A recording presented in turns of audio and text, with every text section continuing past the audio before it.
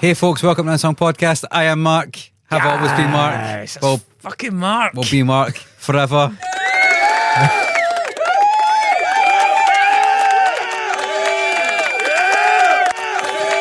Whoever one of these people is, they sound a lot like me. Did you notice that? It sounds like I was drafted in as a voice actor for that applause, and I definitely wasn't. That was Chris, of course, that did that applause. I do voice contracts if you need me to do anything. Insurance adverts, screaming, whatever you want. Voice notes, you want to send a threatening voice message, I'm your guy. But yeah, so I'm happy to see that you are still Mark, and we are still joined by the inexhaustibly enthusiastic and knowledgeable introduce yourself, caller. Hi, I'm Ferruccio from Bologna, Italy. The professor of punk. Thanks for inviting me once again. I mean, you are, as we said, one of the key supporting cast of this podcast. Yeah. I don't think it's arrogant for us to call ourselves the co-stars here, but Ferro is definitely right up there in the credits. So Ferruccio, we had to turn to him because he knows more about post-punk and contemporary alternative music than literally anybody I know. And he's the perfect man to, first of all, guide us through the first two parts of this show, as I hope you agree he has done. If you haven't heard those, you should go and hear those. The first part deals with the early days of experimental music in the early 20th century, through into the 60s, where we talked about Captain Beefheart. Couldn't not talk about Captain Beefheart. We talked about Suicide. We talked about Not the Phenomenon, the band, headed by Alan Vega. Talked about Lou Reed and the Velvet Underground, as so many magazines do, but we talked about them in the context of music that was trying to subvert and disrupt, that was aware of the conventions and was deliberately trying to push against them. That meant we also talked about people like Per Ubu. Inside 1,000 voices talk, and that talk echoes around and around. The windows reverberate, the walls have ears. 1,000 saxophone voices talk. Brilliant, very, very overlooked. So you can go back and listen to that. In the second part, we talked about the no-wave explosion of New York in the 1970s. A city in real dire straits, actually, bankrupt, incredibly rife with crime, poverty, and then subject to, all those drop in rents. It got all these art students coming in. And so you had this really weird mesh of poverty and hip-hop and punk rock, but then kind of, I don't want to say upper class, but certainly more affluent students coming in with like more esoteric ideas, and artistic expression, and kind of blending all that together. And it was a really interesting sound that came out and philosophy that came out. And that spawned any number of great acts that we spoke about, Swans being a real big takeaway, Teenage Jesus and the Jerks, and especially Lydia Lunch being, I think, as I mentioned, the linchpin of probably this entire movement. 2 times Mrs. You, sour milk and curdles, cuddles, baby. Her friendship association, she was a partner in Nick Cave for a time. You might have heard of him. But also she went on to collaborate with everybody from Einstürzende and Neubauten, who we spoke about. I mean, so many people. And she collaborated with J.G. Thirlwell.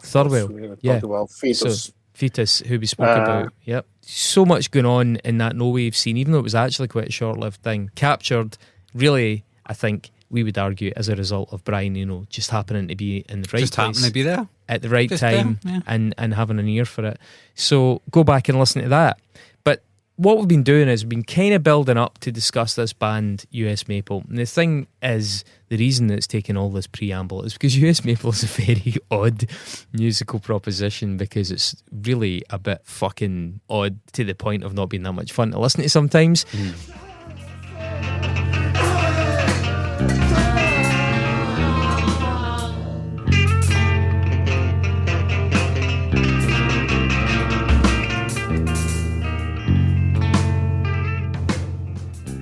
But when you Google them, as I mentioned in the very first episode of this, one of the most common results you get is people asking Reddit, why do people listen to US Maple? Which I love. I love that that's one of the things that comes up, because you do wonder that.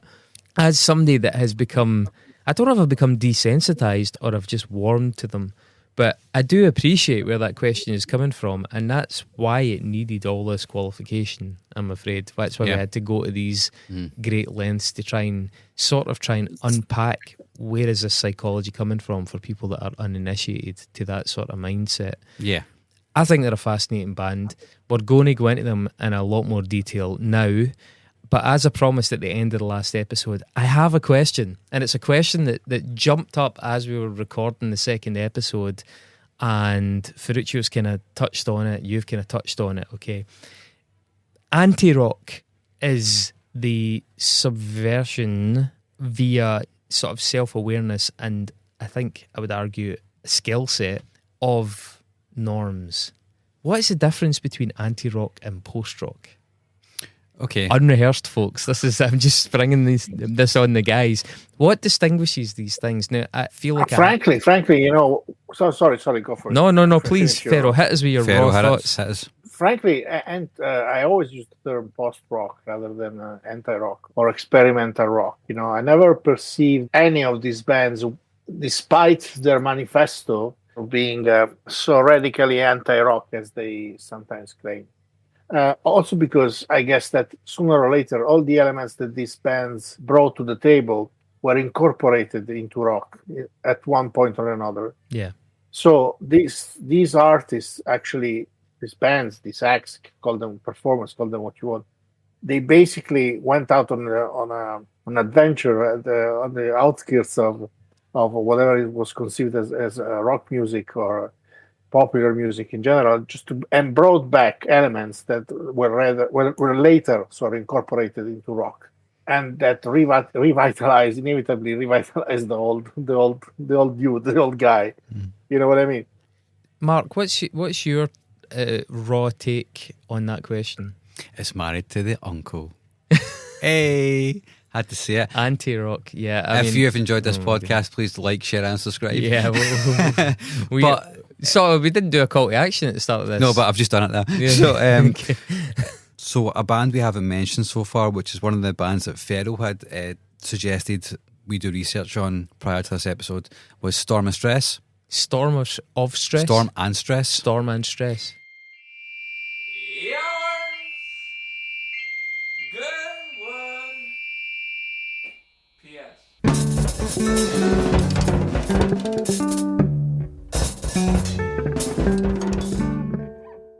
And when I was looking at You May Also Like and Spotify, US Maple were there, but also Longfin Kelly were there. Oh, interesting. Which is Looks interesting. fun, yeah. Very interesting. We've got an episode on that, folks, if you like them. Post-rock band. Sensitive, intelligent man, but all those guys have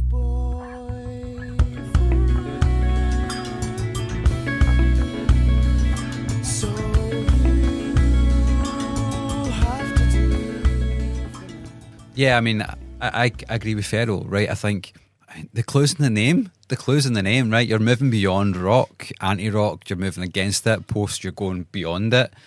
I suppose when it comes to post-rock, the main contention probably is, for me, is it post-rock? It's just prog rock with new clothes. They're not doing anything that hasn't already been done by bands like King Crimson or so this is tapping you know. into our Vessels episode. Yeah, again, you know, and as we spoke about the eras of it as well. I think that's kind of key here. So if you're listening to the show for the first time, where have you been for the last 8 years? But also we've done a couple of episodes, for example, on Godspeed You Black Emperor, Mogwai, and also recently on Vessels, where we kind of disambiguate, I think, at least 3 eras of post-rock. And the first era of post-rock, I think Ferro will probably relate to a lot more, which is an era of post-rock which is kind of the OG, that doesn't actually sound like what I think the tag post-rock means to the bulk of people now. So we're talking about, in that original era, June of 44, Slint, bands that are like Tortoise even.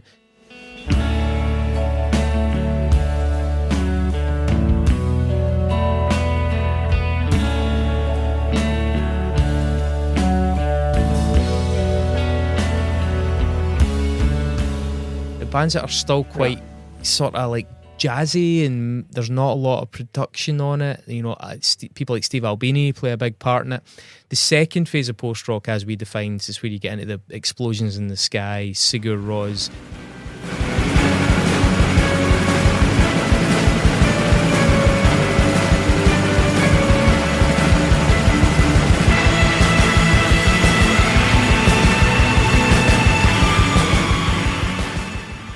Much more grandiose and cinematic.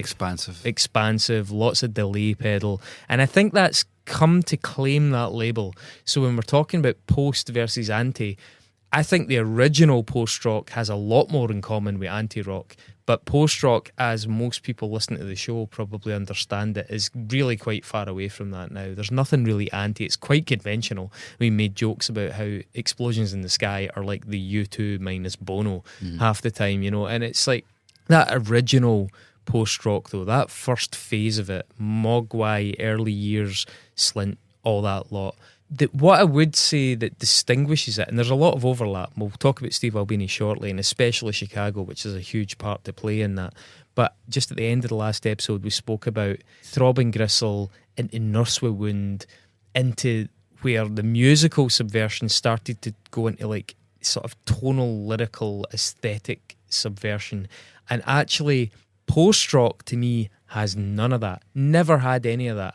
Even the OG post-rock never had that loaded edgelord thing. And I think Steve Albini's right at he's right at the apex there. Steve Albini was a fucking edgelord. He's very much affiliated with some of the early post-rock, but he's also had a real affinity, to his detriment, I would add, with some of that edgelord stuff that went on to become that we're now kind of retrospectively maybe classifying as anti-rock. It had a much more, I don't know, sociopathic, but it had a lot more nihilism. Nihilism, yeah. Yeah, and a lot more edgelordy stuff around it.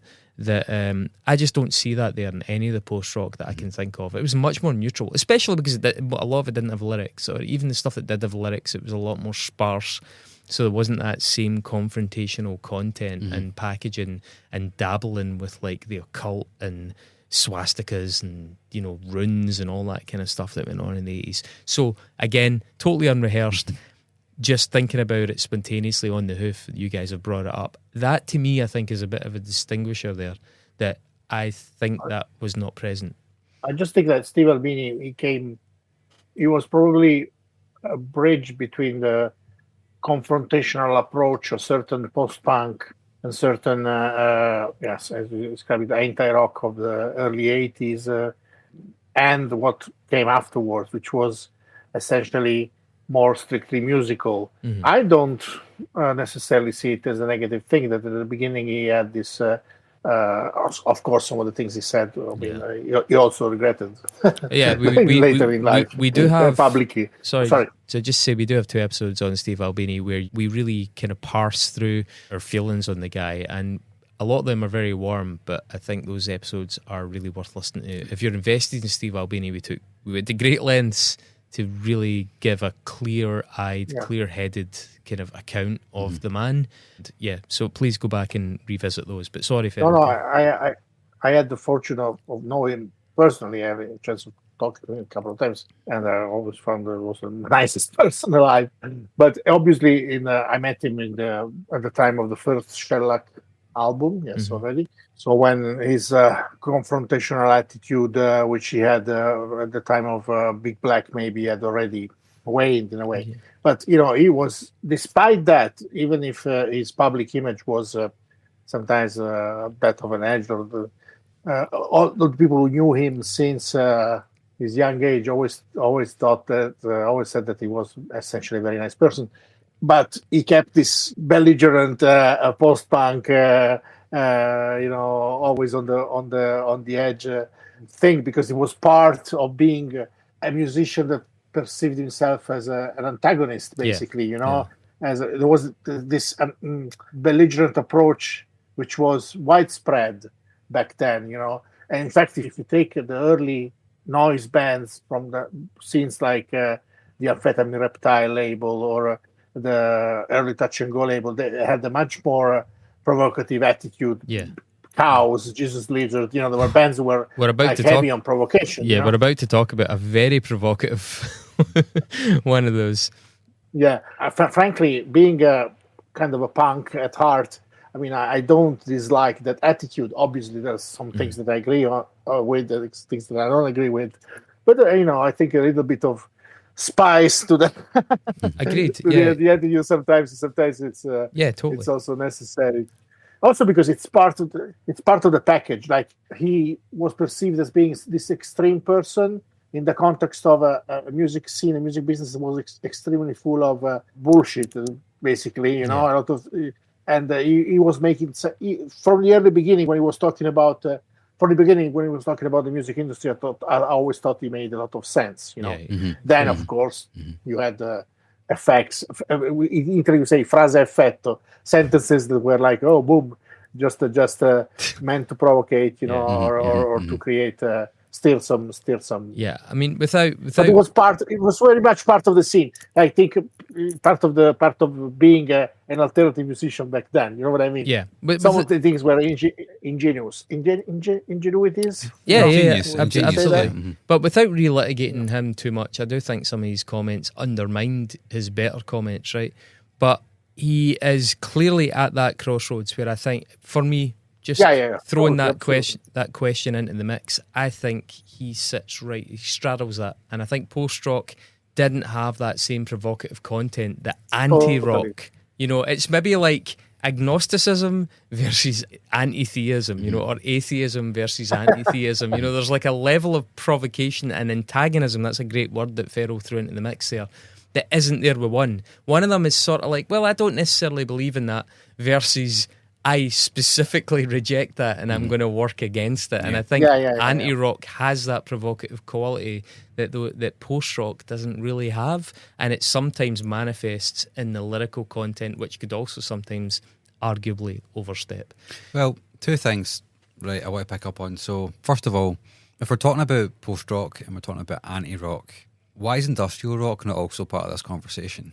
Oh, well, goodness knows we only have a limited time in this. Yeah, earth. but you see where I'm going though, right? Because we get to, artist, we have to go to bed sooner or later. Yeah, but artists like Ministry and even Trent Reznor, Nine Inch Nails himself, is very much, even though he's been part of the system, has also been standing against a lot of what it stands for and what it means. Yeah.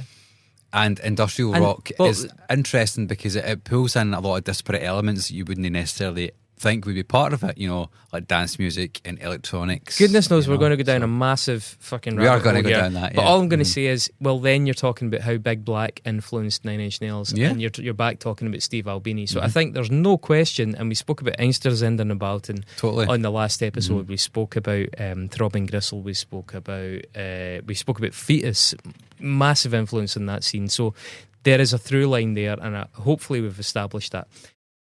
What I want to hone in on is the fact that we talked about the new wave explosion and then Swans and bands like that manifesting in the early 80s. Well, as mentioned, there was also a new wave scene in other places. It was not exclusive to just New York. Well, the British one was very interesting. Well, we spoke about the British one a little bit, but Chicago also had one. Now, from the fairly early punk acts in that city, so bands like Silver Abuse, which I think are, like, for a lot of people, sort of debatably the first punk band from Chicago.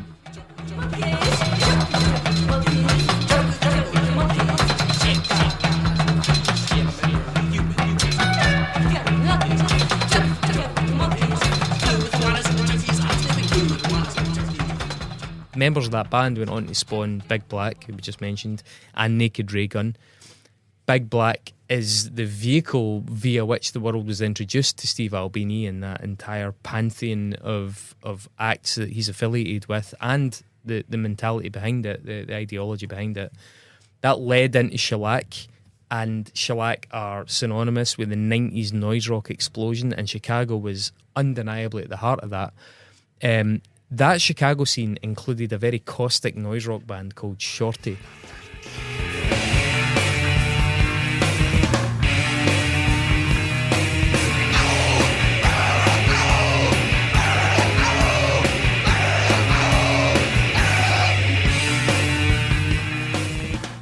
Shorty died in 1994, and something much weirder kind of broke out of the corpse and crawled into the musical milieu there, right? And that was called US Maple.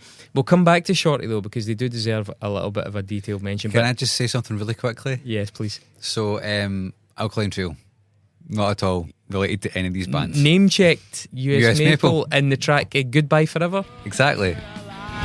Stuck to the roof of my mouth with a staple. Remember last April when we saw US Maple. Some other singer showed the fire, said exactly how I feel, and we sang goodbye. From Chicago. They are from Chicago. Had you already heard that track? And I had heard that who track. the fuck are they talking I'd about? always wondered who the fuck is he talking. Who the fuck is Matt talking about in that song? Steep learning curve. Who mate. is US Maple? Yeah, because You know? he talks about them addressing a particular venue. Is it called the Firehouse or something? Yeah. The Fireplace or something like that in Chicago.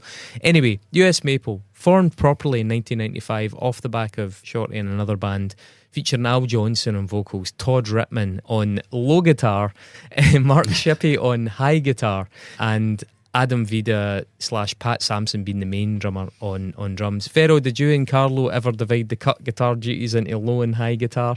You ever considered that in the sleeve notes? You're another bassless entity. Not on the sleeve notes, but in the real practice of our music, day-to-day practice. That's what we do. I mean, Carlo actually has a tone that goes from medium high to medium low, and then, as opposed to my tone, which is basically a standard Conventional, guitar. yeah. You know what I mean? So we do have conventional, but it was preempted. US Maple, because it happened by accident in our case. Then we were very happy when we found out that there were bands like USA Maple were actually doing that and kind of legitimizing that. So they actually got round the lack of a bass in a really interesting way that we will get to. But so they formed exactly like us. Yeah, they formed at DeKalb Uni in the kind of Chicago area. It was two members of Shorty, Al and Mark, and two members of a band called the Mercury Players with Pat and Todd. The Mercury Players, despite sounding like something that would have been in the background of Back to the Future, are actually kind of quite a decent sort of shoegazy noise rock.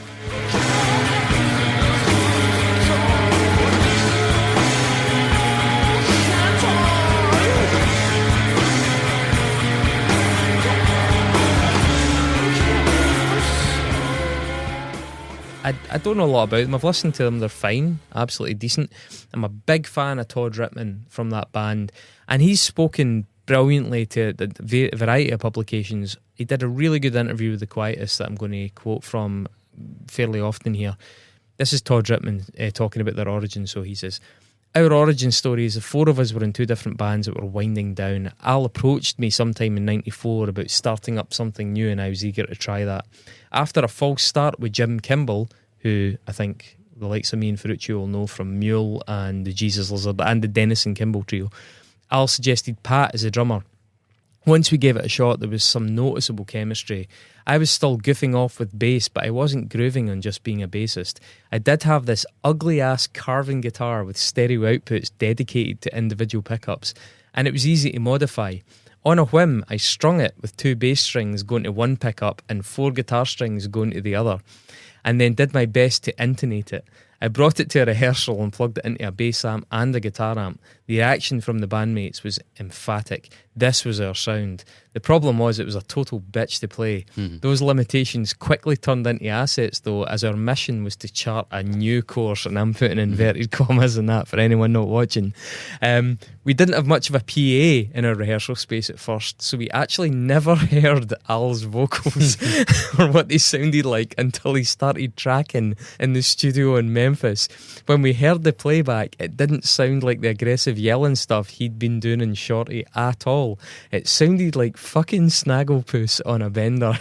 I remember hearing the mixes of those three songs and being totally unsure if what we had done was going to be loved or hated. And it turns out it was both in equal measure. That became one of my very favourite places in music to be. A man sounds constipated when he sings. That just right from the start, like the sheer like abandon of I've got this shitty guitar, it's got this weird setup. Why don't we add 2 bass strings to it? Go the rest with guitar, which is something that people started copying. Like we spoke about this earlier on. There were a number of bands in the UK started doing this, and talking to them, I was like, "Where did you get this idea?" And they would mention this band, US Maple, that I didn't know about at that time, and it was such an interesting thing, splitting it into different amps, different pedals going along with it. US Maple actually, we'll find out, didn't use a lot of pedals, but trying to explain US Maple to people, and I faced this problem with you, Mark, in the run up to this. I've seen them described as failure as an art form.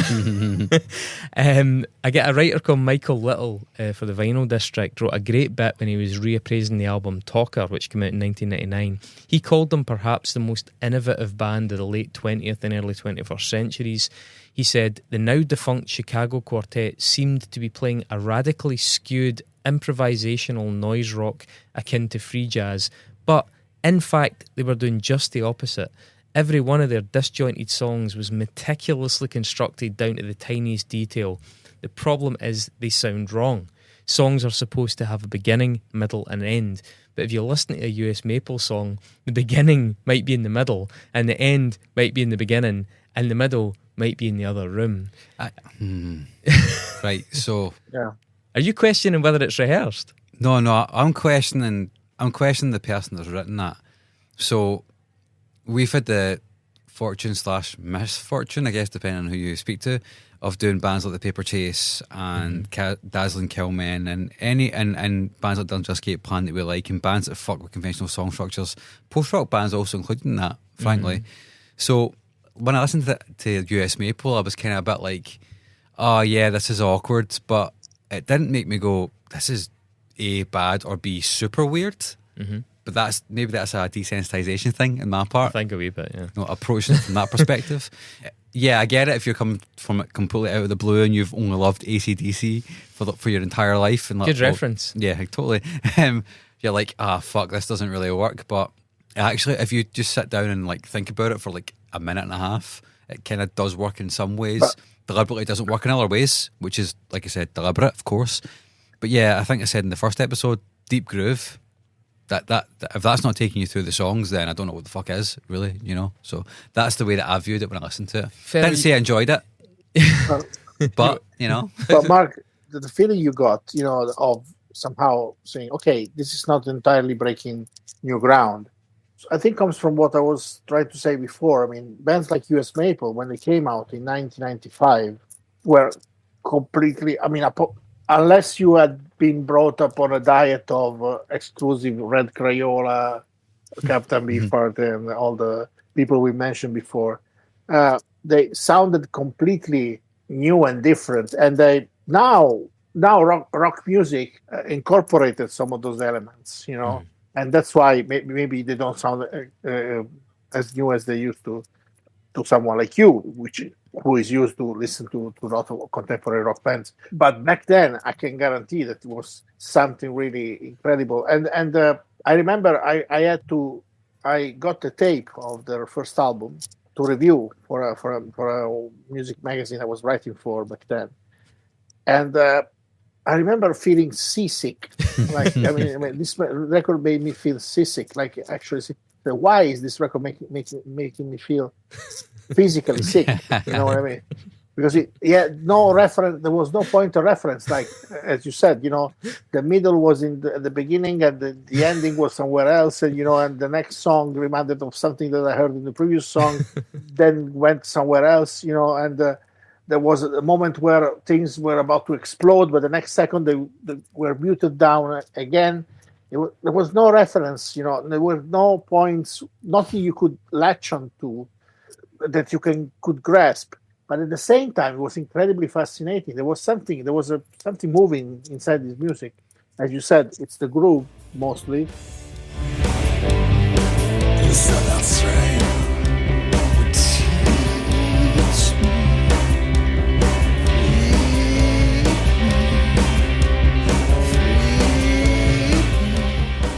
That was captivating, that intoxicating, you know.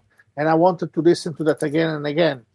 And I remember one day, actually, me on the bed and trying to come up with some words to describe this record and feeling sick. It's feeling like I said, why am I listening to this? It makes me feel sick.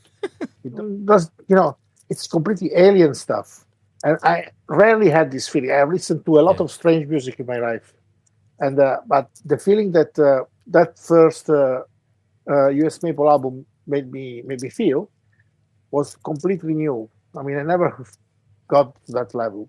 I mean, I have to say, Mark, we are coming at this 30 years, 3 decades after that came out, and so they have been assimilated into the water supply.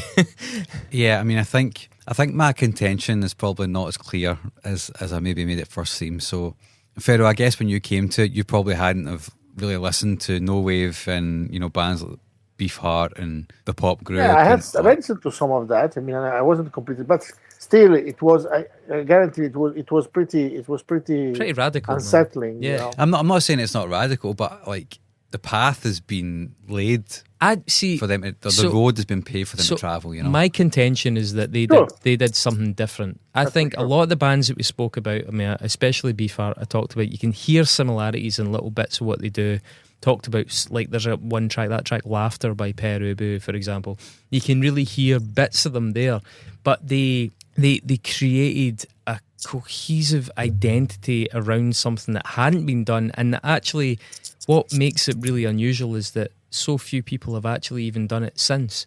That it's not something that even like local imitators you really particularly hear, because it takes, one, so much ability, which we talked about in the early episodes, and two, such a sense of like, I don't really ever want a crowd to start a mosh pit. I just want to ruin their night. And that commitment to the art is like something that even if you get to a point where it seems like a fun idea to start a band like US Maple, to see it through, let alone to see it through for 12 years, there is a sociopathic sort of level to that. Do you know what I'm saying? Like, that takes real commitment. So that Mark Little, that journalist, goes on to say they released a couple of singles and then a series of albums. Their trip lasted 12 years and The Corpse is Beautiful. The influence is hidden in plain sight, which I think is key here. The legacy is of a band that stumbled out of a scene of many into a room of just one, where they remained alone. No other band has come close. And that is the thing about US Maple, is that, as Ferro's saying, it's so difficult to write about them. And I know this from experience because a bit like Ferro writing for them back in 95, you said, I wrote for them for The Skinny. I wrote about them for The Skinny in 2008 in their new project, Singer.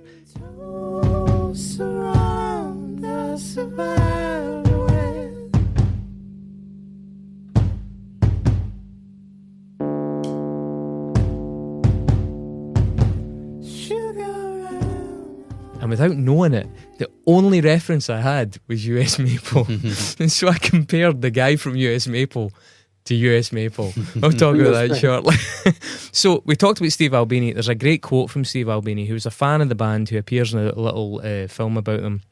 The thing about audiences is that they want to have their expectations fulfilled. US Maple, more than any other band, refuses to fulfill that expectation. And right back in the first episode of this, I said expectation is a huge part of how and why anti-rock worked, because it was about knowing the expectation in order to disappoint, sometimes even teasing the expectation with that kind of weird kayfabe contract where the audience knows that you're teasing it, you know that they know that you're teasing it, and they know that you're not going to deliver it, and it kind of amps up the whole fucking dynamic, the reciprocal dynamic between you and that audience. Yeah. Todd Riman says, "We were always conscious of making, quote, rock music, even though we were aware most listeners would have a hard time understanding it. Though we have been accused of deconstruction, I think Al's descriptor of rearranging rock is much more apt." And Adam Vida, the drummer that came in quite late on in the band, said, "Sometimes we would think that the show was horrible." This is him talking about a gig. "But people would still think, oh, that was a great example of US Maple, because it's the same thing. That's how it is when we have a great show or a colossal nightmare, like Oklahoma City was." Now this, we'll come back to that, because the Oklahoma City reference is kind of key, I think, for, first of all, it's funny, but it's a way to understand how US Maple works. One thing I was asking myself, though, was versus all those bands that we spoke about earlier on. What did US Maple have that those different acts in that conversation lacked? And I would suggest, excuse the pun, but X Factor, or more specifically Generation X Factor. US Maple came about in the 90s. This is actually exemplified, I think, by the fact that Al Johnson has a cameo in High Fidelity, you know, the film based on Nick Hornby's book, and Nick Hornby being one of the poster children for Generation X alongside people like Douglas Copeland. So in High Fidelity, a customer is trying to summon up the courage to go and buy a special import edition of Safe as Milk by Captain Beefheart, who we spoke about in the previous episodes, and his magic band. The sales assistant, who in this case is played by Jack Black, pulls out the vinyl, lets the customer sniff it, then refuses to sell it to him, and the customer shambles away. And that customer is played by Al Johnson of US Maple. And the scene is this kind of self-deprecating jibe at the sort of musos that obsess about bands like US Maple, like we are doing right now. You know, I mean, as somebody that's shopped in monorail in Glasgow, Ferro, you'll relate to that. You know, that kind of crowd, they're having like an affectionate dig at their own audience. Yeah. I mean, the US Maple poster is on the counter in the movie of High Fidelity as well. And it's just a band that also used humour. And the thing, I mean, Al Johnson, excuse me, is famous for his live performances and channeling like a satirised version of not even one frontman, not like Elvis or Sinatra, but dozens of frontmen, the mannerisms, but like the tweaked comedic mannerisms of all these different lounge singers, like Bacharach era, Tom Jones type sleazy frontmen, you know, Dean Martin type things.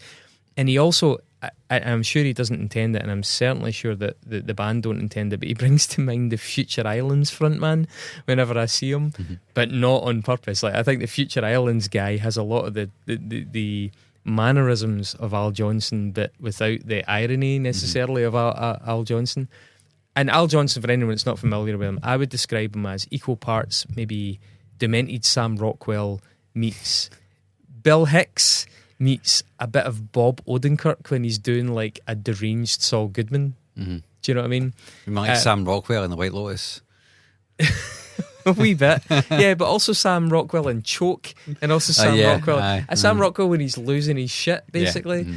It's worth noting as well that in the context of US Maple, there's all that kind of Fukuyamian sort of 90s element. The end of history. End of history, and that kind of like weird place in society that's reflected in their lyrics. Like, they've got a very strange tone to them in the poetry of it. And it happened during the post-Nirvana explosion/implosion.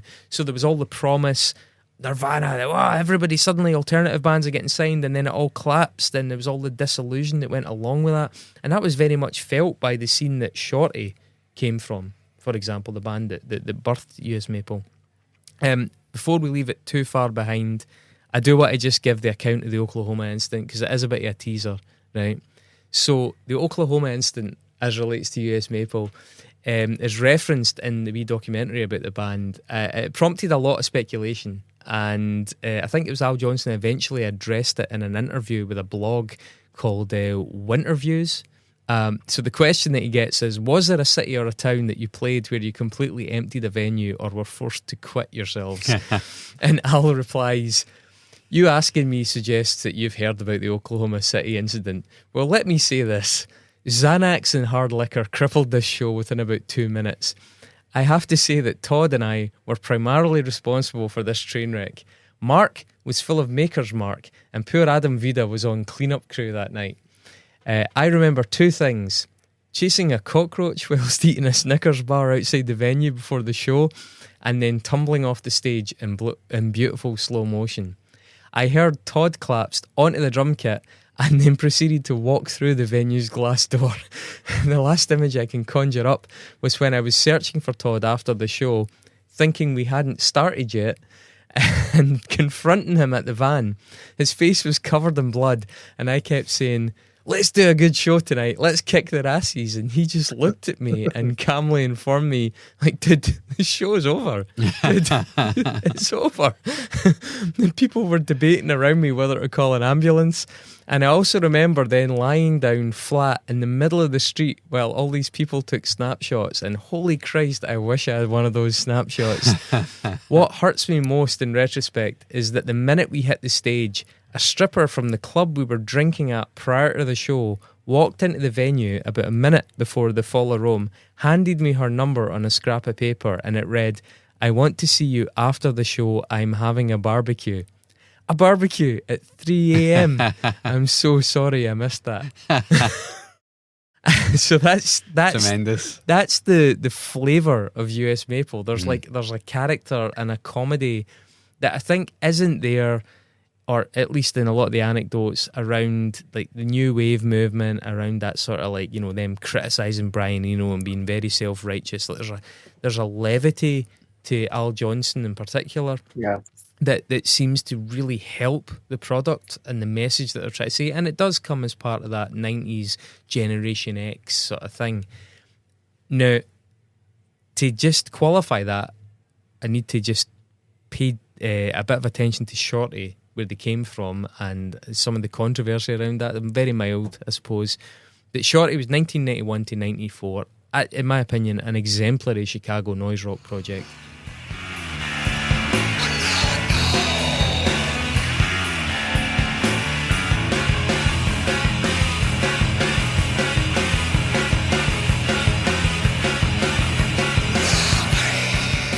The idea for Shorty actually started back in 1988. Shippy and Al Johnson had placed an advert in a paper, I think. The project would release 2 singles as Snail Boy prior to changing their name. The second of those singles, by the way, was recorded by Butch Vig in 1991. Butch Vig. Peak Butch Vig. Say that. The band apparently lived in a farmhouse, and they were like regularly surrounded. I've seen it described as geese, weasels, a family of mice that lived in their amps, and one of their friends' daughters who kept shitting on the floor. So there you go. Cool. The only thing about Shorty is they sort of undermined themselves with one of their early recordings. I can't say it, basically. It's N-word hat.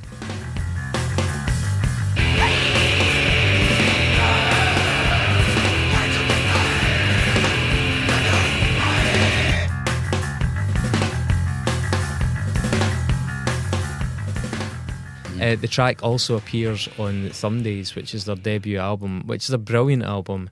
But that EP was produced by sort of 1992 peak edgelord Steve Albini and released. And the name just made it, you know, you won't find that record on streaming.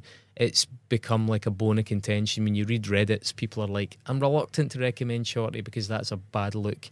Apparently it was taken from an insult that one of the members of the band said was shouted at him in the street because of how he was dressed. But regardless, it hasn't aged well. It's poor form. Let's put it that way. And it made them, personas non grata on streaming. I think the plural of persona is persona or persona. Is it persone non grati? Persone non grati. Yeah. Persone non grati. Yeah, my Latin is not up to what it should be. Just before we leave Shorty entirely, I do want to say Thumb Days was produced by Albini, 1993. It sold all 3,500 copies before it was released. Wow. To show what a buzz there was around them. I would like to do that. Yeah, totally. Skingraft put them out on tour with Dazzling Killmen, a band that we've covered in the previous episode, and a really suitable band. And I would particularly encourage people that are interested in Shorty to go and watch the video for Coopy and Me.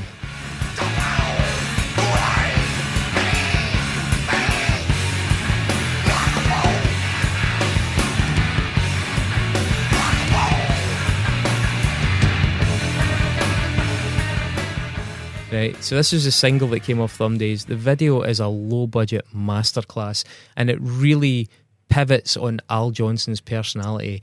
In it, he basically bursts out of a cake at a kid's birthday party singing this manic, vicious noise rock, and it's just so brilliantly like uncomfortable. Like the kids are laughing when he's screaming at them, and it's brilliant. Like it really put me in the mindset of, right, this is a band that's doing something, but they're not doing it in a super intense way. Like, I really like Dazzling Killmen, but it's a pretty serious project. This was not quite that. In '94 they brought out the Fresh Breath EP, and then basically the band packed it in. Just before we go into the albums, in terms of other projects, I mentioned Singer. I remembered reviewing them for the album was called Unhistories. That was Todd's project. Came out in 2008.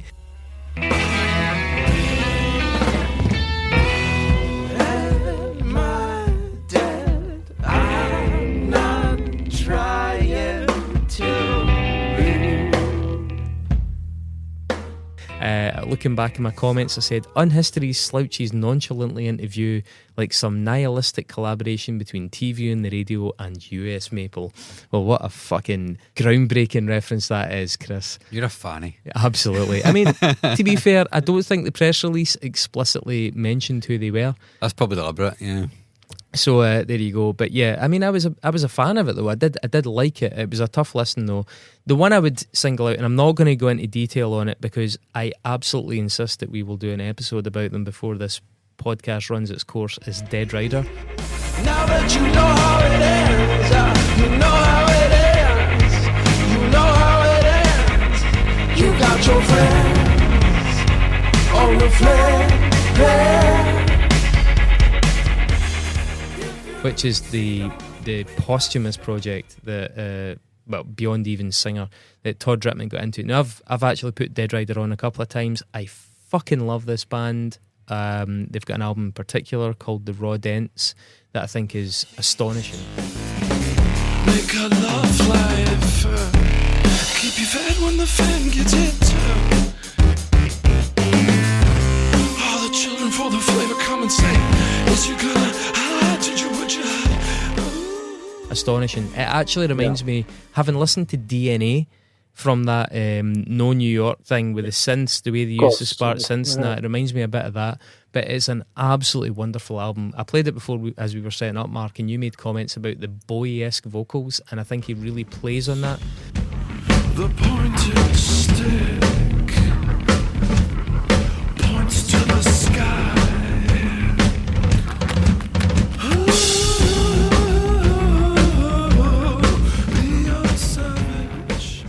Extremely jazzy drumming, musicianship of the highest order, but in these really uncomfortable, deconstructed forms. Just an absolutely brilliant band. We will do an episode on Dead Rider. I cannot wait to get into it. So we're not going to labour that point here, but go and have a listen to them. Now, another thing I think we need to touch on as well, very briefly, you raised the example, and I think it's a great example, but covers. US Maple have some covers. I don't necessarily get with US Maple's covers. I mean, they recorded very early on, I think it was 1995, they must have recorded a cover of The Wanderer. The type of guy who will never settle down. Where pretty girls are, well, you know that I'm around. I kiss them and I love them, cause to me they're all the same. I hug them and I squeeze them, they don't even know my name. They call me The Wanderer. You know that song, that classic song for like 61?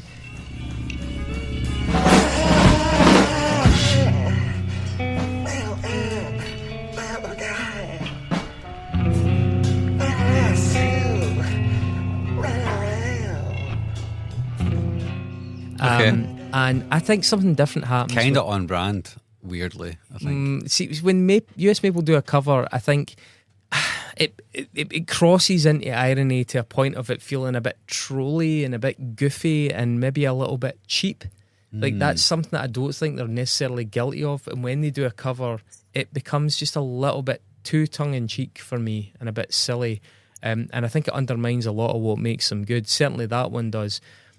And I'm also not sure that choice of doing The Wanderer achieves that anti-rock purpose, in the sense that it's not a totem of rock music, is it, really? You know, it's not a particularly poignant example of rock deconstruction, whereas AC/DC, who you mentioned earlier on, their cover of that is much better at that task.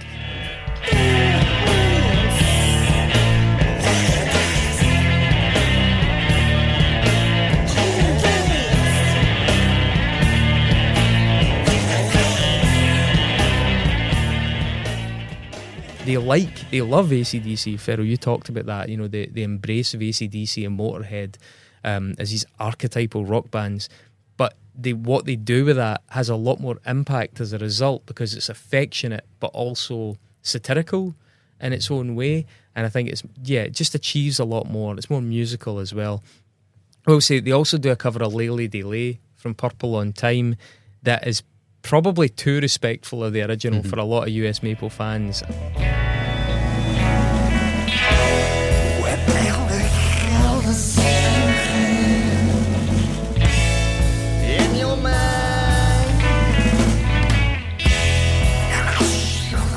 I think they felt it was just a little bit too conventional. It even has vocal harmonies in it, for fuck's sake. US Maple doing vocal harmonies. But to skirt through the discography very quickly, debut EP, the band's first recording was a 2-song 7-inch single, produced and recorded in, it's like 1995, I don't know, at Easley Studios in Memphis, Tennessee. During that session they also did a cover version of AC/DC's Sin City, as mentioned, and that came out in Skingraft's collection of covers. But the albums, for Ferro, I want to ask you this before we go into this, right? When we mentioned this, you basically said you were going to choose from, quote, any of the first 3 albums. And I'm curious just off the bat, why you feel there's a drop-off in quality, or maybe the later albums are just not unsung for albums 4 and 5. First of all, well, I think the first 4 albums are in quality all very good. I mean, I don't see a drop in quality. The first 3 are simply more affection, personally connected to. Because, sentimental thing. As I said, Long Hair in 3 Stages was the first one I listened to and it really blew me away. The second album is probably their best one. Like that, when it comes to what US Maple are about, which is the complete deconstruction of essentially the blues. I mean, I think there's only one band that came close to that, in my opinion, from their generation, and it's Red Red Meat.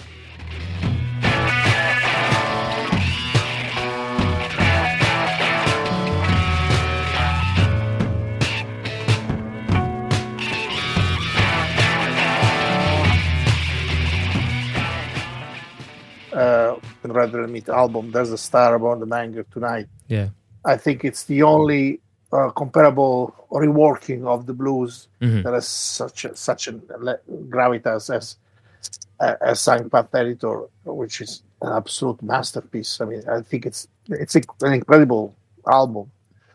I prefer Long Hair in 3 Stages for personal reasons. I'm a big fan of Talker as well, but probably their 4th album, it's another good one, but they're not as attached as the first 3. And then the last one, they changed drummer. Yeah, it's a bit more conventional. It's the time when we played together, because we played with them. We opened for them in Ferrara. I had the chance to meet them. Fantastic people. And I have an anecdote that I would like to tell, but maybe I'll say it later. I don't know. Maybe you want to talk about the album first. Well, yeah. So going through those albums, there's no point getting too dug into them, because musically, once you've heard US Maple, you sort of get the idea of what's happening, but there are varying degrees of it and varying levels of delivery. Yeah. Long Hair in 3 Stages, your favourite, 1995.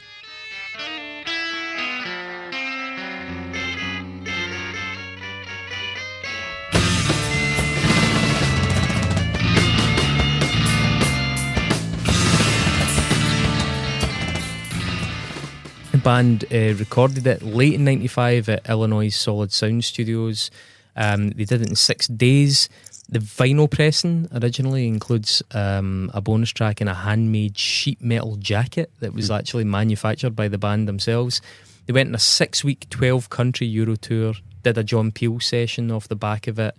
It was produced by Jim O'Rourke, who's, as we said, the ever-present collaborator in the US alternative scene, everything from mixing Joanna Newsom's Ease and Have One On Me albums through to playing with Sonic Youth and collaborating with just about everybody cool, including a number of bands that we mentioned in the second episode.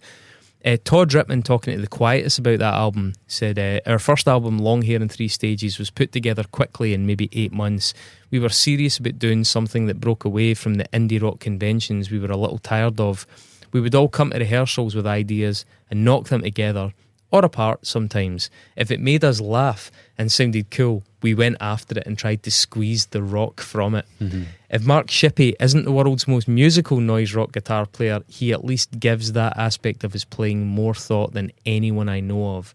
And some of the tracks in that do jump out. Hey King, the opener, has a bit of an iconic intro for people like myself and Ferruccio, I'm sure, or anyone that shops at Monorail. It's like meandering chaos right until just prior to the end of the song, when it suddenly clicks into a riff. Al arrives and then it just ends.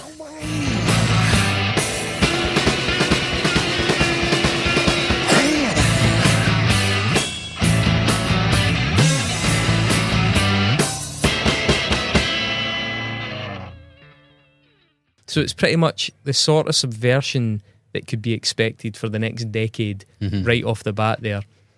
A big one is Letters to ZZ Top, which has the lyrics "Give my bones to Billy Gibbons" as the opening line, which is fucking brilliant. And the space in that track, I think, is tremendous.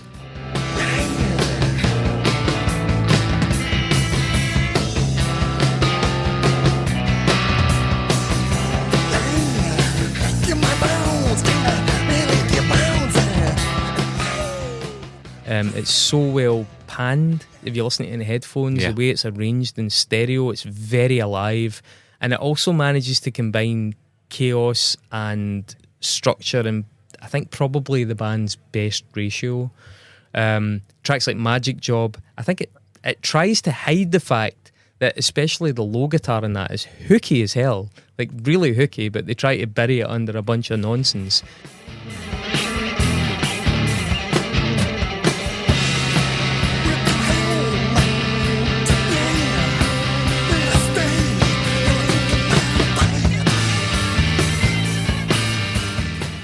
And then The State Is Bad, which is probably my favourite example of the biggest song. It's got the most amount of streams on the record. Yeah, well, Spotify. I can kind of get that. I mean, first of all, the title alone, The State Is Bad, sounds like a nihilistic Generation X glib sloganeering thing about protest rock.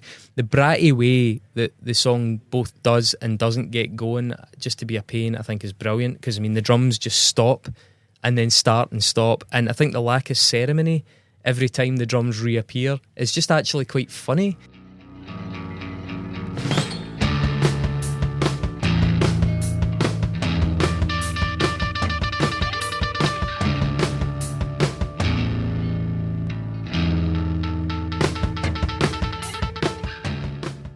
Like, there's an actual comedy value to the fact that there's no crash cymbal. It's just like, oh, I'm back in, oh, I'm back out. And then it does also burst into like genuine rock mode intermittently, which I think emphasises how deliberately obtuse this band is choosing to be.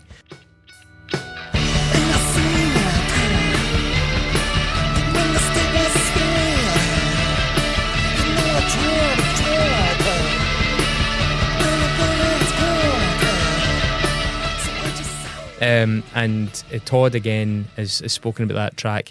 Pat was adamant about rethinking the drum sound he had going on the first single, and Jim O'Rourke had really captured the detuned, dead as a bag of meat snare sound perfectly.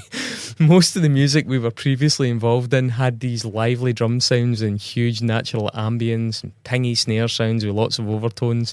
For us, it was yet another chance to try and do the exact opposite of what we were used to hearing and seeing what would happen. And that just says it all, like right down to the drum tones. They were like, Jim, can you make this sound a bit less like people will want? I love that attention to detail. And the last one I would pick out in that is When a Man Says Ow, the 8th track in it, where I just really enjoyed Todd's very bizarre guitar tuning, and the fact that, I think I maybe touched on this earlier, he manages to get a very sludgy sound despite the fact, the detail that this band don't use distortion.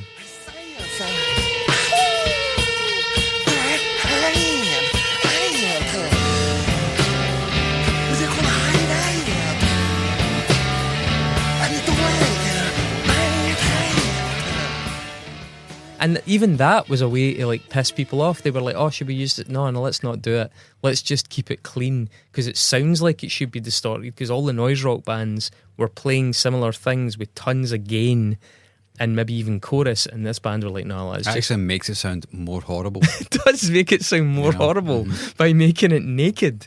Like there's no cushion in there. But in effect, you mentioned ZZ Top, the homaging classic rock. I mean, I think that the fact that they don't use distortion, it makes them sound sometimes like a band from the late 60s, like, for instance, bands like Electric Flag, all those like free blues bands were playing freeform jams, I mean, I'm not joking. If you listen to I Feel Like I'm Fixing to Die, the album, or Electric Music from the Mind and Body by Country Joe the Fish.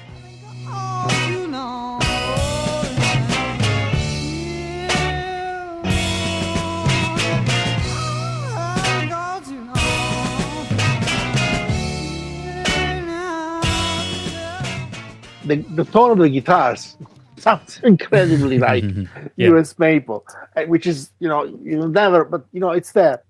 And another thing that really fascinates me is that they have this fetish, and I talk to them, I mean, personally, for bands like AC/DC and ZZ Top, they love them.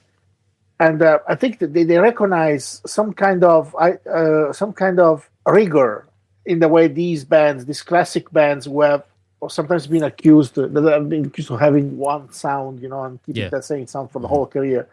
I mean, they love that. Like, they kind of love that coherence, that conceptual pureness of a band like the Ramones, Motorhead, AC/DC. They like that, in a way. Even if they're the most removed things, I don't think that any, AC/DC fan, would ever listen to US Maple. But apart from me, obviously, which I'm a band fan of both. But, there's this element which is weird. They're basically the most strange and experimental band you could hear. And at the same time, they have something... Yeah, absolutely. I don't know, classic about them, which makes them sound also a bit timeless, you know what I mean? Because it is let's face it, I mean, that record could come out now. If it came out in 2012 or 2025, we wouldn't be surprised, No, I think it is that cocktail of deference to classic rock and mockery, and a like affectionate mockery. And I think keeping the tones like that does make it adhere more closely to the classic rock, at the same time as being quite absurd, in context. Like, it does give it an absurdity. Yeah. But we'll kick on to like Sang Fat Editor, because I know you're a huge fan of this for 1997. It's only 27 minutes long in the original form, also recorded in 6 days. I saw it described by one fan on YouTube as if jazz kicked your mum.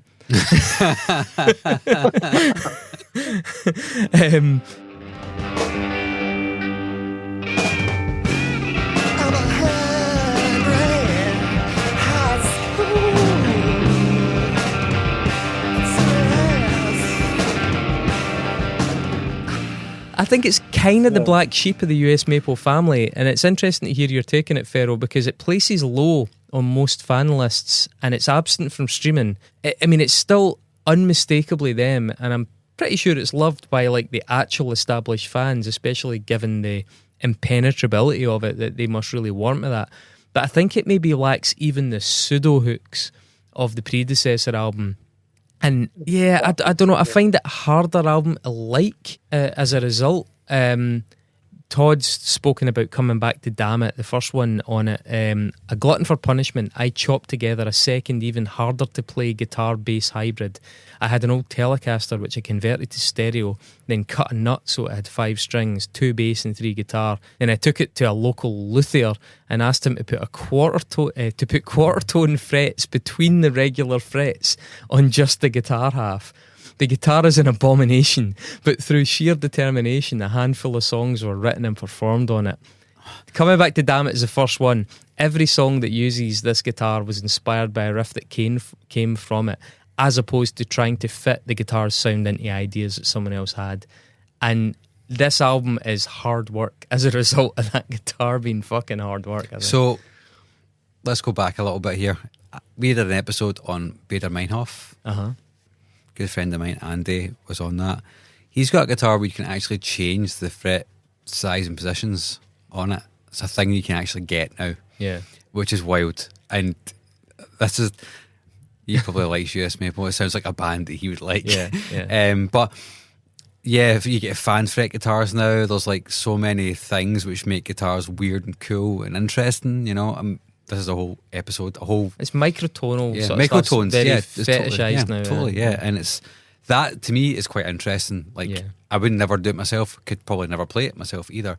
But I find the mechanics of that like super interesting, man. Can I point something out though? A key distinction here, right? A lot of these people that are doing the microtonal stuff are pretentious wanks, like super technical, mathy, obsessed, neurotic. Not Andy, by the way. Yeah. But I mean, But like maybe also proper like ultra prog heads who are like, I want a 9-string guitar with like microtonal movable frets to play this unlistenable, ultra technical guff. Todd Riman did it so it would sound worse. It's like, mate, I want to slam down chords whilst also making it sound horrible at the same time. But my music sounds too normal. Can you put some bits of metal in there to make it sound less normal? That mentality, I mean, that is a physical manifestation of anti-rock. Right fucking there, you know? And in a way, we're coming back to Glenn Branca, you know, prepare guitars, prepare the instruments. Absolutely, you know? The idea that you have an instrument that dictates the way the song is going to sound, as opposite to, you know, a musical idea that you try to put down through an instrument, you know. So that's a very, very experimental idea. Maybe it's not being conceptualized as such, you know what I mean? But you know, it's simply, as you said, it's simply the gusto of making something. The most horrible guitar you could ever conceive, you know what I mean? Really invested in the subversion. There's a natural desire for creating something that it's really going against everything, every expectation, possible expectation. Absolutely. They were horrible. I mean, I think I've seen the guitar because I saw them when they played the tour was Sankt Editor when I saw them live. Yeah, that's right. Yeah. And I think I remember saying, even the instruments are ugly, you know. There's nothing pleasant, you know, about them. I remember the way they came out on stage was horrible. It was like these guys. It was unsettling, you know. I remember them wearing like a pink jacket with shoulders, like broad shoulders, like that, and the drummer wearing a tracksuit and standing up, putting his hands in, and I mean, they were like, and Johnson, he was dressed like, you know, the Gianna Cavani movie, The Night Porter. Yeah, The Night Porter. He had leather pants, a see-through vest, and he was like, he had a little bit of a belly, you know. He wasn't like exactly. Yeah, totally. Yeah, he wasn't like a ripped front man. And he had this hat, you know, this kind of fake leather hat. Yep. And the gloves, and oh my god, they were just unwatchable, basically. Funnily enough, he used to wear caps that were quite like, what's his name? Is it Brian? Somebody for AC/DC, the singer. It's like a flat cap. Yeah. He used to wear caps with a bit like that, and a kind of like subversion of that. So the second track in that, songs that have no making out.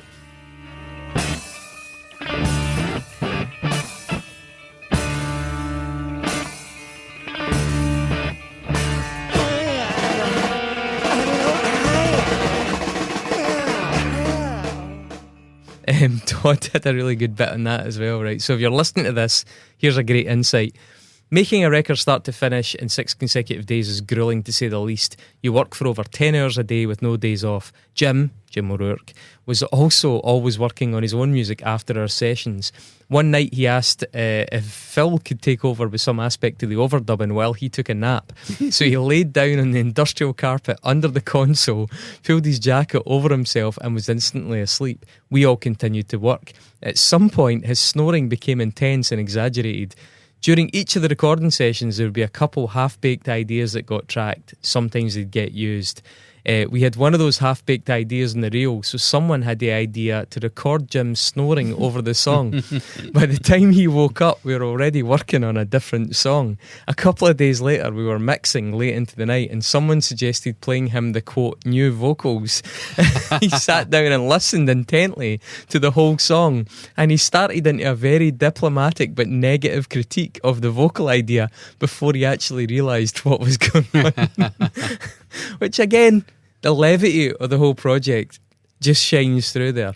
Now we have to push on here, but Talker 1999, this time no Jim O'Rourke, produced by Michael Gira. Todd says, we went to BC Studio in New York for Talker with a slightly bigger budget, and we were able to book 10 days. It was still intense work, but a little less grueling. Michael Gira was the only producer we ever credited that offered suggestions for overdubs and took stock in the energy and groove of the takes we were laying down.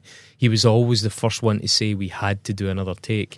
I think we all really enjoyed that perspective because we were so ridiculously confident of what we were doing, but we also benefited from an outsider's opinion. And Michael is definitely an outsider's outsider. So the record Talker is generally seen as darker. I think Pitchfork referred to it as being more skeletal, albeit they gave it an 8.5, which, if you know Pitchfork, is pretty high praise. There's a great discussion about it on the blog scarufi.com.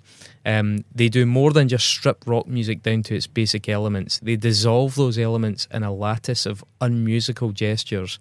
Their technique is epitomised by the deconstruction of Rolling Stones cliches carried out mercilessly in Apollo Don't You Crust.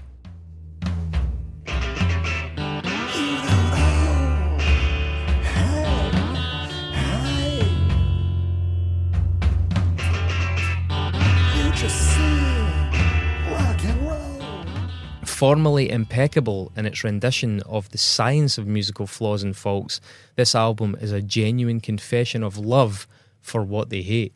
And I think that's something we've been talking about across the episodes, is the admission of genuine enjoyment despite their dedication to undermining the whole thing. The tracks that really stand out in that for me, the first one would be Go to Bruises, number 3.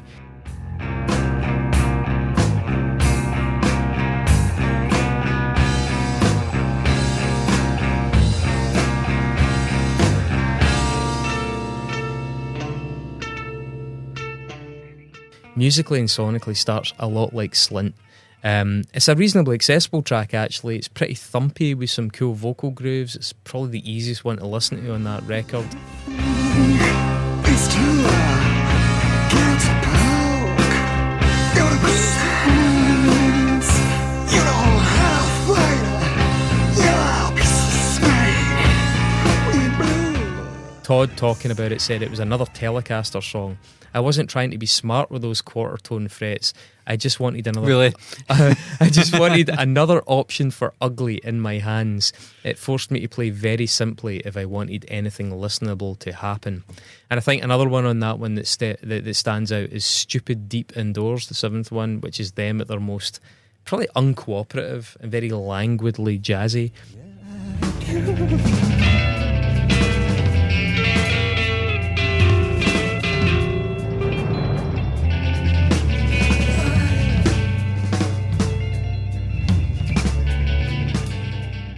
But it is a dank album to try and listen to. When it came out, it looked like it was going to be their big album, you know. There was Gira involved. The sound seemed kind of more, kind of sounded like bigger, you know. It seemed like their most serious project, you know, the album that was going to turn them into some kind of household name. Huh? It's funny that they sabotaged even that. People thought, oh, this is going to be the one, and it's actually, I think, probably the hardest one. Yeah, there was a lot of, I remember there was a lot of, I mean, talking about our niche of crazy music aficionados, but, you know, we're waiting for it. Gira involved, you know, must be huge, must be massive, you know.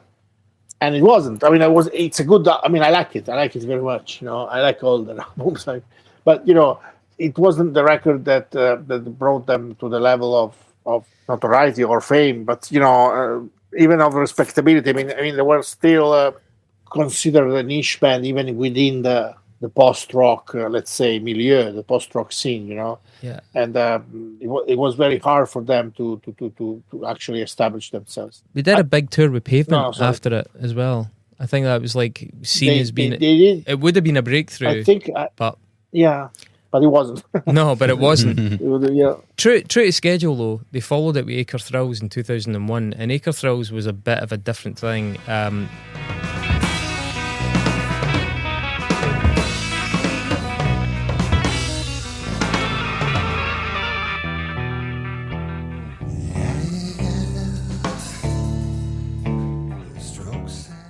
Interesting for anyone that's doubting, if they're listening to US Maple and thinking this is just all bollocks, right? The Quiets has got a really good observation here. For those asking, I wonder if Al, the singer, scored all the moments in a song indicating where his throat should be more closed or open while singing, or where he needed to deploy a certain vocal tick, or to denote where the emphasis of each syllable should land. I.e., did you listen to it and think that guy's just walked in on the day and fucked around and then walked out? Which, to be fair, it kind of sounds like that sometimes. You know, you as the audience are thinking, I wonder if this is all planned out or if he just jams it and lets it land where it lands. Well, the answer is yes, it's entirely planned out. And with Acre Thrills, the lyric sheet that comes with the record even has a visual score to demonstrate that Al Johnson wrote that music. Like, that music was not just him. I mean, I think even David Yow probably went in and just fucked around with a lot of his vocals. Al Johnson didn't do that. They were so dedicated to making something anti-rock that they were determined to create it and construct it and have it be not rock, to the extent where he was literally writing down these what sound like vocal ticks and annotation.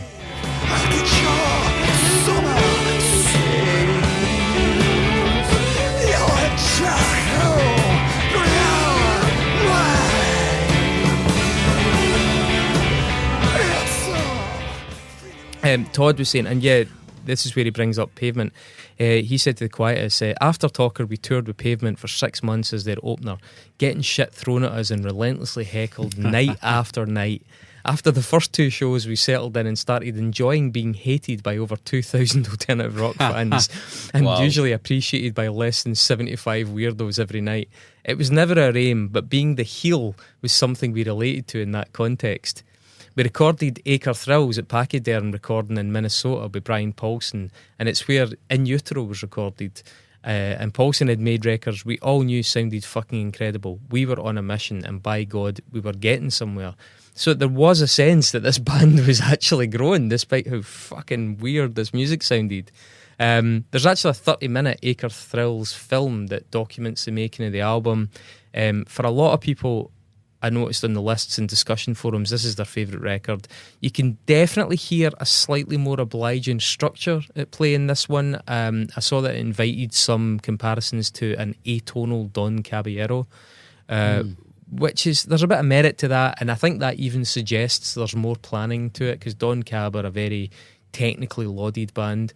Yeah. And it does start to encroach on some of the OG post-rock that we spoke about as well, albeit it's got Al Johnson just staggering about over the top of it. A couple of tracks in it that I really pick up on. Number 5, Obey Your Concert, was always a standout for me, albeit I noticed that streaming didn't really reflect that. It's one of the lowest streamed.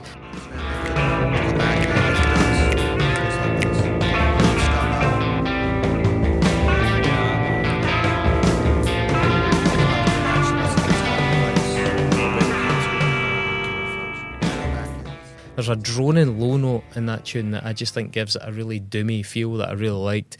It's dark, but it's melodic, and it's covered in these overlapping sort of mutters in conversation, as opposed to his usual sort of like Tourette's type vocal. And the other one that stands out is the 7th one, Open a Rose. It's a really excellent opening beat. I actually saw somebody saying it sounds like a beat that Dilla would have sampled in one of the reviews. Interesting.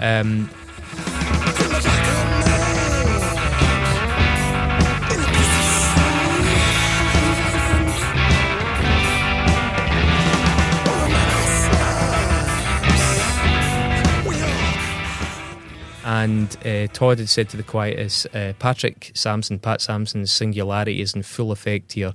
Even if it is still a mere rendering of what it's like to hear him play in person, he synthesises jazz rudiments, rock rudeness, and artistic slapstick all into a brand new deadpan groove. And it's a really great beat in that song. I have to say that by that time, I it was one of the records that went a bit under my radar. I mean, it's a great album. Now I had the chance to listen to it again, preparing for this, and it's probably the best possible combination between like the sound of the first two albums and whatever happened during Talk, in terms of atmosphere, in terms of listening back to that record now. I mean, it's probably their greatest achievement in terms of finding whatever is the US Maple sound, because we haven't really been able to pin it down. But it's actually a great album. And I remember Carlos is a big fan of it.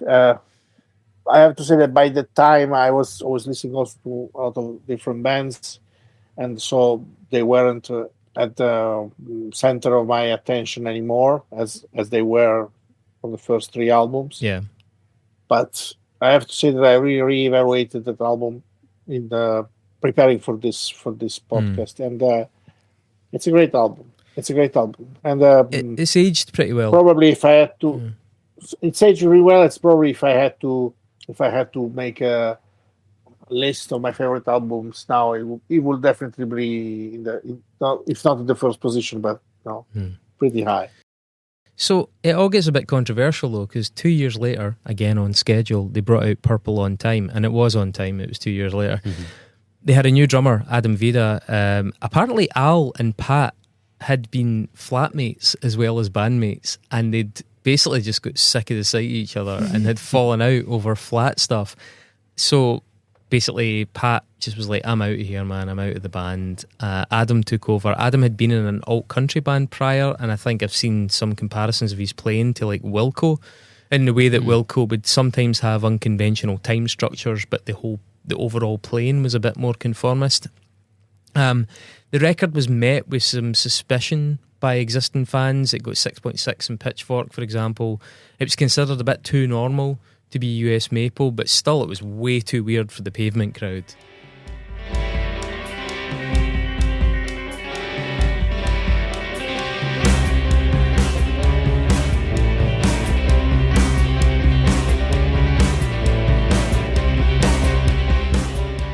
That said, the third track in it, Oh Below, I think actually has a lot of Pavement moments in it, and it's got a really great guitar ascent in it.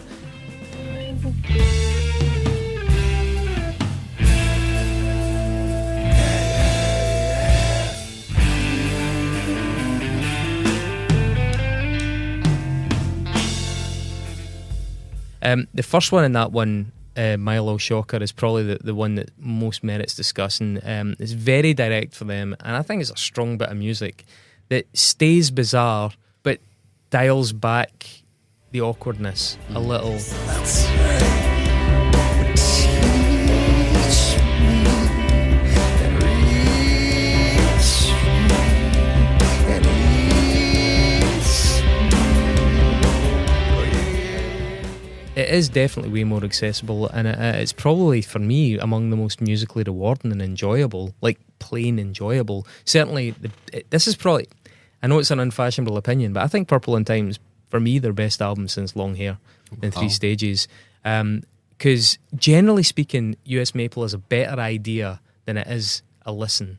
And I actually think on this album, there are points where it's as good a listen as it is an idea, whatever your opinion of the idea might be.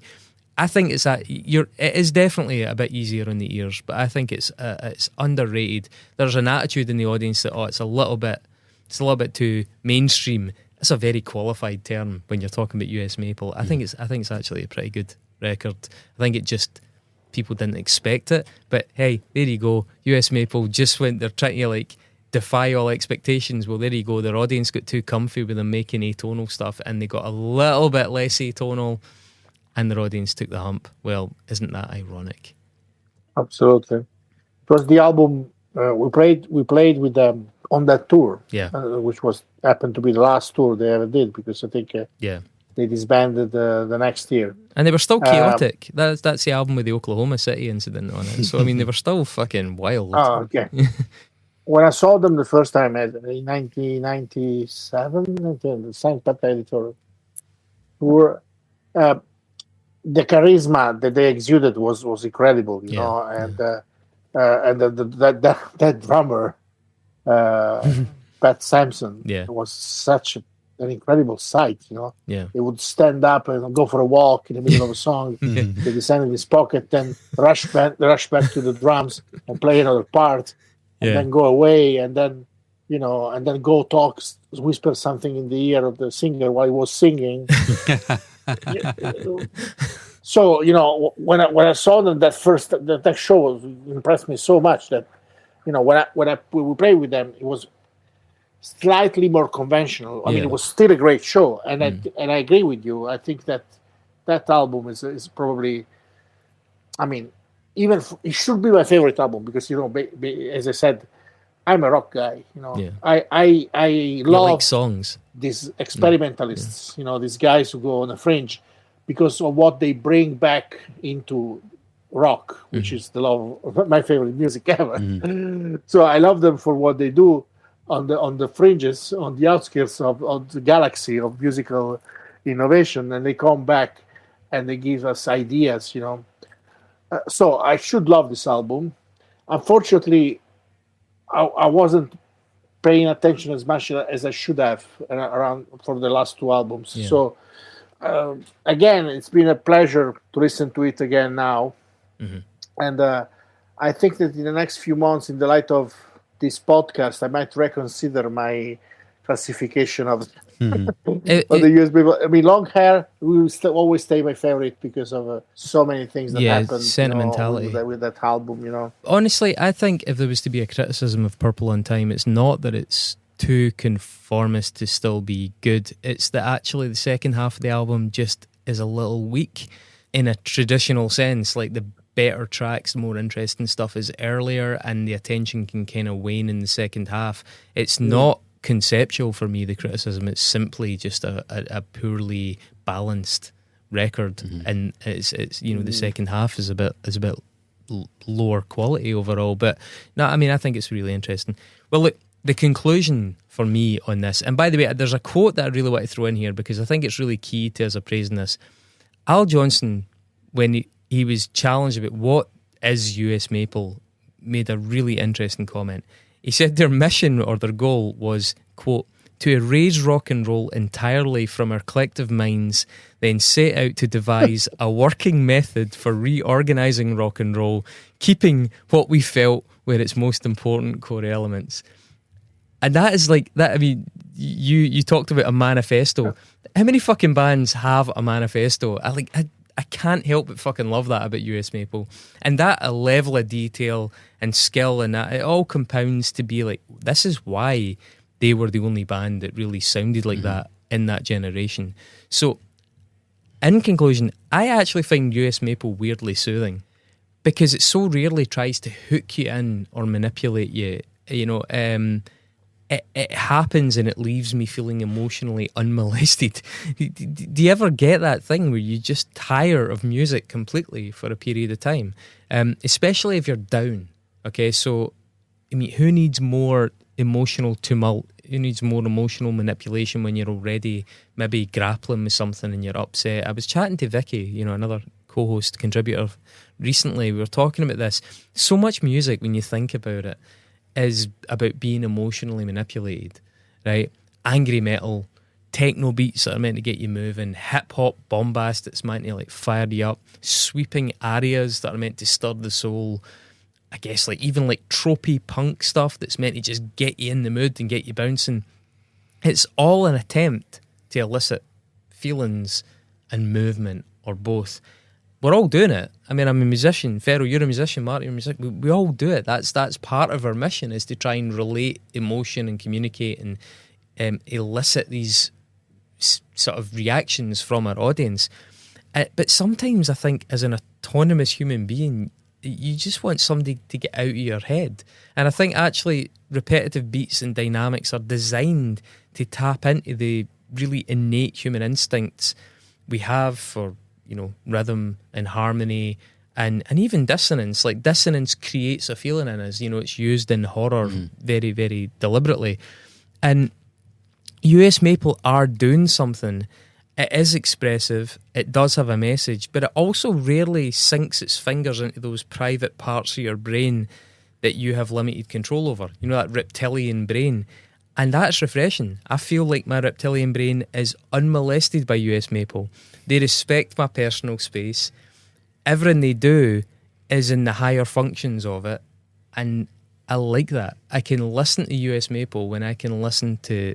When I can't listen to so many other things that are trying so hard to make me feel. And US Maple aren't. They're there for a different reason. Yeah. And as a result, I find it really quite soothing. That's an odd observation. That's a wonderful analysis. I mean, I completely agree. Yeah. There's a pureness to their intent. You know, that's doesn't mean that, you know, other ways of making music are not pure or not sincere. But, you know, there's a lack of emotional manipulation. It's true.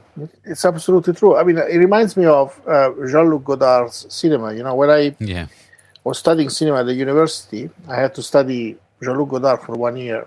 And I've seen, like, I don't know how many, maybe 60 films by Jean-Luc Godard. And Jean-Luc Godard's films are basically anti-films. They're constructed in a way that defies every or most of all cinema's rules. You know, when somebody takes a punch in a Jean-Luc Godard film, they don't take the punch in the way that they would take it in a, I don't know, John Huston film or any other directors. You know. And because, you know, he was criticizing what he called Hollywood realism, you know, that Hollywood has created a series of expectations in us as viewers. And so we expect that if somebody gets shot or get kissed or, you know, punched, you know, they would react in a certain way. If somebody expresses an emotion, you react with an emotion that it's, you know, codified somehow. In Godard films, these things don't happen, just not happen. People react in different ways. And it's much more similar to real life, you know, much more similar to what happens in real life, where the variables are much more, so many, you know, and they're not just so easily codified.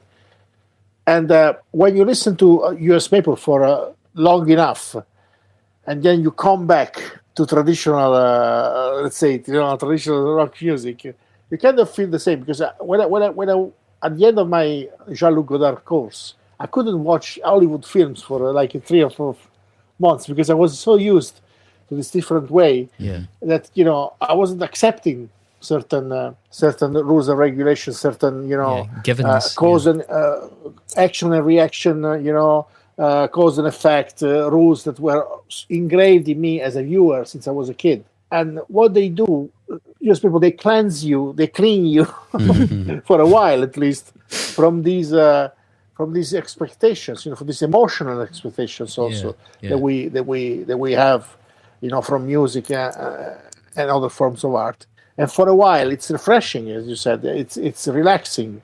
It prepares you to face, you know, music and art in a different way, and probably to take a break from certain acquired and stabilized forms of relation to music and to art in general.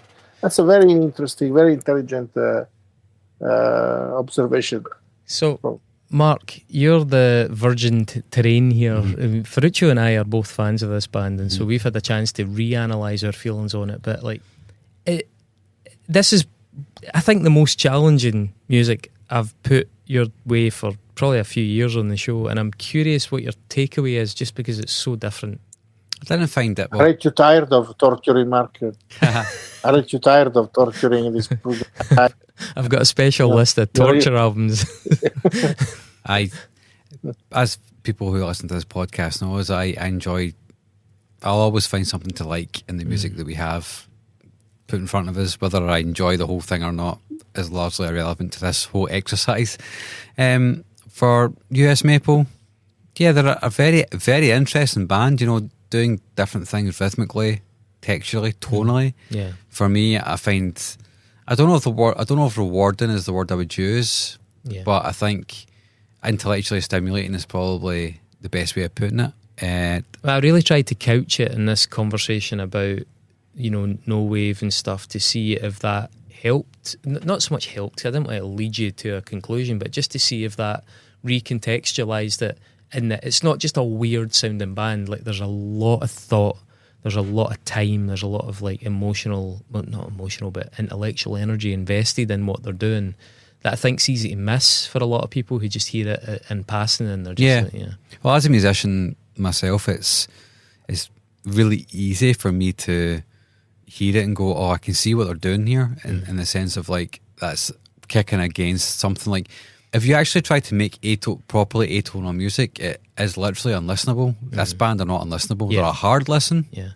definitely, for sure. That's by design, as you've just discussed, right? That's completely the whole MO of the band, is to kick against everything that makes rock music what it is.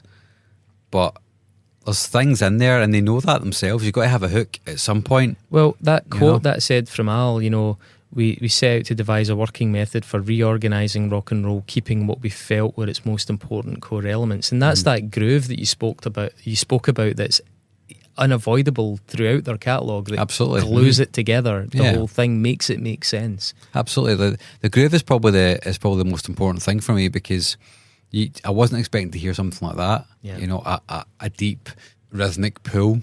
And if the guitar's a little bit out of tune with that, and it is by design, like I said, that's fine, but there's still an element that makes you move your body in the way that a rock song makes you move your body. Yeah. You know, even if they're doing sometimes odd time signatures. That's and an achievement, all though, that, yeah. that they can get, that they can thread that needle. They can still make you move.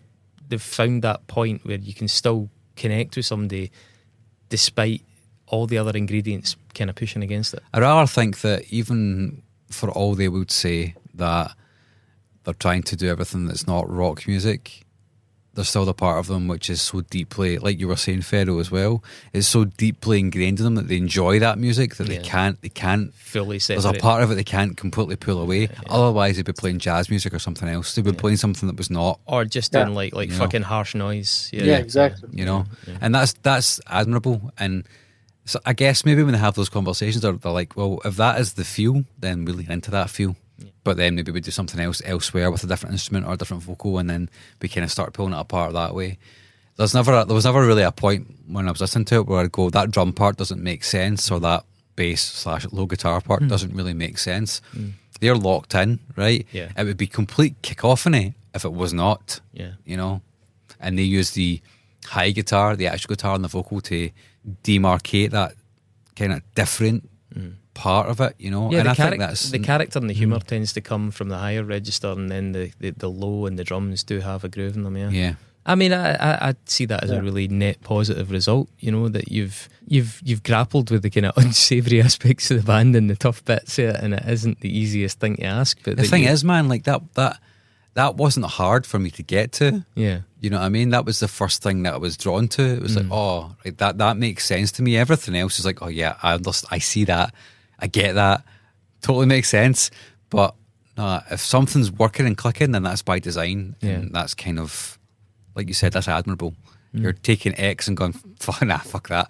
But why? Oh, maybe why is the thing that makes me go, yeah, that Fucking hell. works. You know, Well, so. we got to the end of it, boys. We did. Good job. I think the bar's closing. 10 above minutes us. until the bar closes, so we should probably get the fuck out of here.